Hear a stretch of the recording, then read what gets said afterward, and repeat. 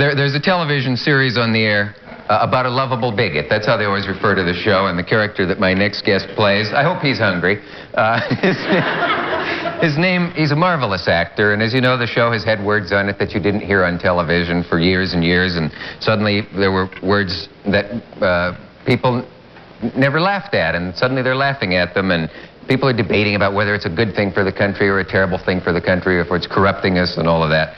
But the show goes on, and people laugh at it every week, and a marvelous actor plays the lead. His name is Carroll O'Connor. Will you welcome the Archie Bunker?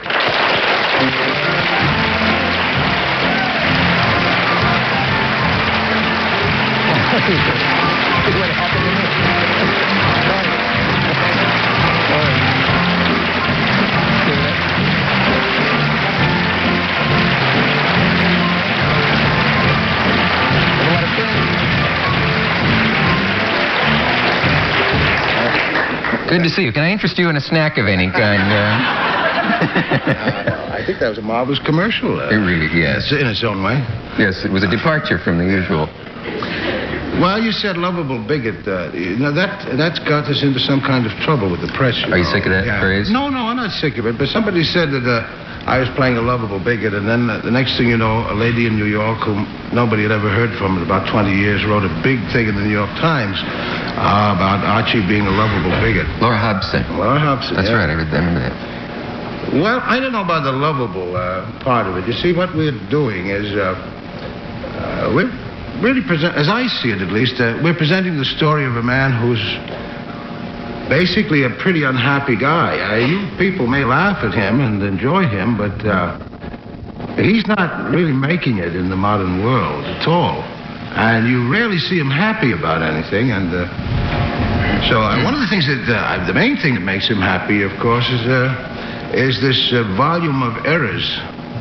The errors that he's grown up with. You know, his racism and his bigotry, those are errors that were put upon him when he was learning things at his mother's knee. And he's grown up with these beliefs, these misconceptions, and they really are now poisoning his life.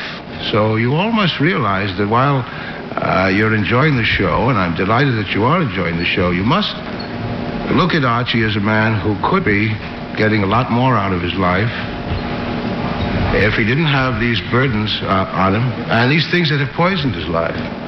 Are people generally surprised? I was just sitting here, it's hard for me to adjust to hearing you talk, even though I'd seen you in pictures before and in other things. That image is so stamped now on people's minds that people are probably surprised to hear you talk without Archie's own, you know, dialogue, own speech pattern, own accents. Well, of course, anytime you want, I can lapse into that.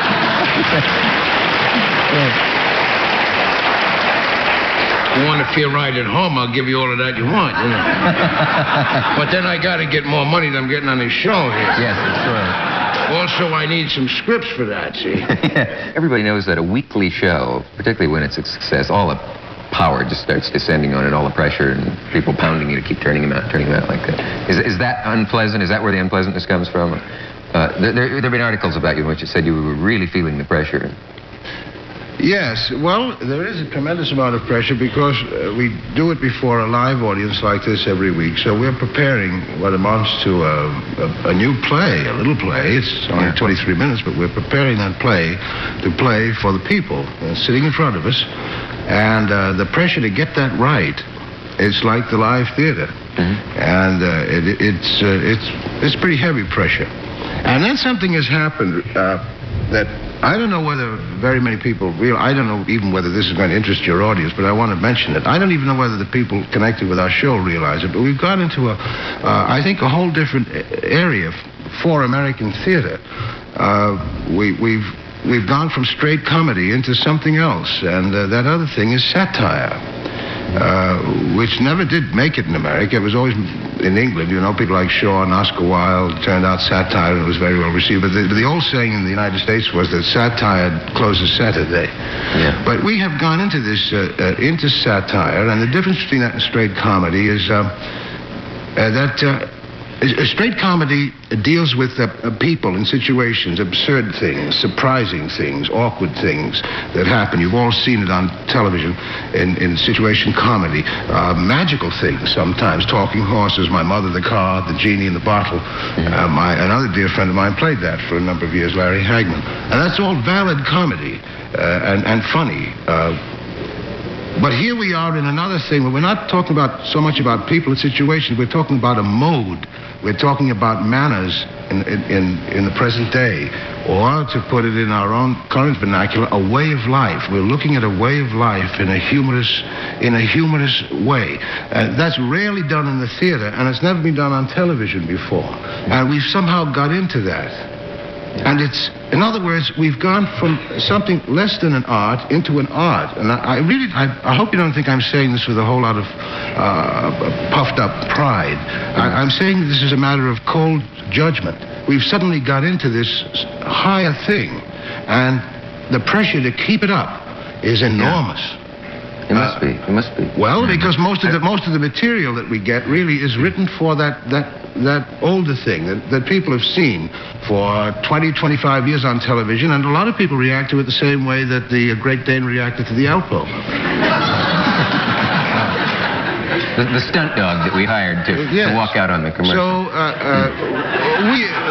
I think, without knowing it, we've come across a way into something in the American theater, in which I include television, that is very different. And I think that's the reason for the success of the show. And we all, without defining it as I've defined it tonight, because I don't think we've ever sat down and talked about this amongst ourselves as a cast. We never have. But we've got into this thing, and we know we're in it. Without definition, we know we're in it, and we're striving to keep it up. Yeah. And we have with us people who write shows of the way Hollywood writes shows. That worked, so do it again, and do it again, and do it again, and again, and again, and again. That show, this sitcom, this character, repeat it. Put another twist on it and repeat it. And when we get these things, we reject them, we throw them out, and we sit around and we rewrite.